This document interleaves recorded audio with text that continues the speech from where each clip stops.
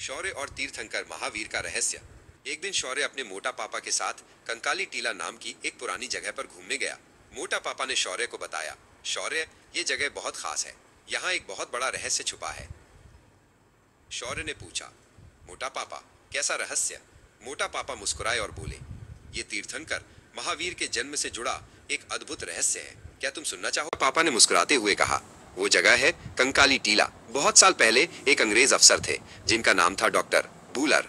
उन्हें पुरानी चीजें खोजने का बहुत शौक था। एक दिन वे कंकाली टीला पहुंचे। शौर्य ने पूछा, फिर क्या हुआ?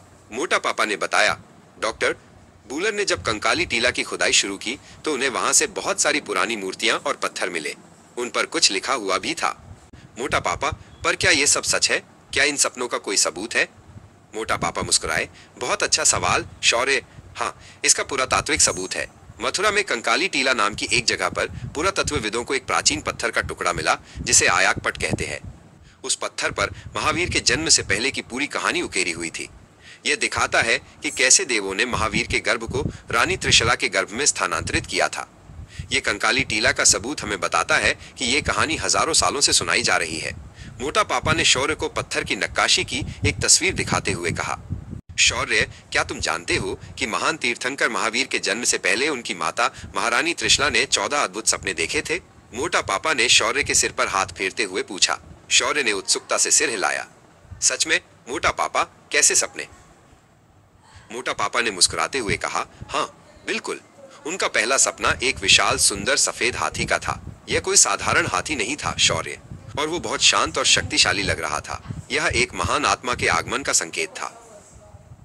शौर्य ने हैरानी से कहा, और दूसरा सपना क्या था? मोटा पापा ने कहा, दूसरा सपना एक शानदार सफेद बैल का था।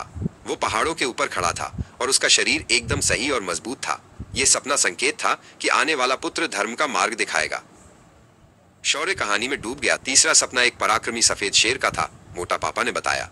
वो इतना शक्तिशाली था कि उसके सामने कोई नहीं टिक सकता था। यह इस बात का प्रतीक था कि वो बालक अनंत शक्ति का स्वामी होगा। मोटा पापा ने आगे कहा, चौथा सपना तो और भी सुंदर था। महारानी त्रिशला ने देवी लक्ष्मी को एक खिले हुए कमल के फूल पर बैठे देखा। 2 हाथी अपनी सूंड से उन पर जल की वर्षा कर रहे थे। यह सपना धन, समृद्धि और सौभाग्य का प्रतीक था। देवी लक्ष्मी, वाह! शौर्य की आंखें चमक उठी। फिर उन्होंने क्या देखा? मोटा पापा ने कहा, 5वां सपना आकाश से आती हुई फूलों की एक सुंदर माला का था। उसकी खुशबू चारों ओर फैल रही थी। यह इस बात का संकेत था कि उनके पुत्र की प्रसिद्धि पूरी दुनिया में फैलेगी। छठा सपना पूर्ण चंद्रमा का था। मोटा पापा ने अपनी कहानी जारी रखी। चांद की रोशनी बहुत शांत और सुखद थी, जो दुनिया में शांति और आनंद लाने का वादा कर रही थी। 7वां सपना उगते हुए सूरज का था। सूरज की किरणें अंधकार को दूर कर रही थीं। यह सपना इस बात का प्रतीक था कि वो पुत्र अज्ञान के अंधकार को मिटाकर ज्ञान का प्रकाश फैलाएगा। 8वां सपना, मोटा पापा ने शौर्य की ओर झुकते हुए कहा, एक बड़े ध्वज का था जो हवा में लहरा रहा था। यह धर्म की विजय का प्रतीक था। और 9वां सपना सोने के एक कलश का था जो सभी दिव्य निधियों से भरा हुआ था।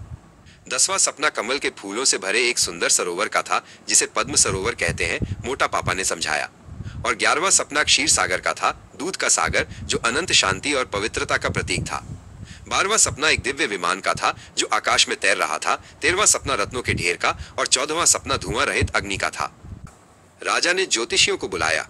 उन्होंने बताया कि इन सपनों का मतलब है कि एक बहुत महान आत्मा जन्म लेने वाली है, जो या तो चक्रवर्ती सम्राट बनेगा या फिर तीर्थंकर। ने हैरानी से पूछा, ऐसा क्यों किया मोटा पापा? मोटा पापा ने जवाब दिया, ये इस काल चक्र की एक आश्चर्य की घटना थी शौर्य। ऐसा पहले कभी नहीं हुआ था। की आंखों में चमक आ गई।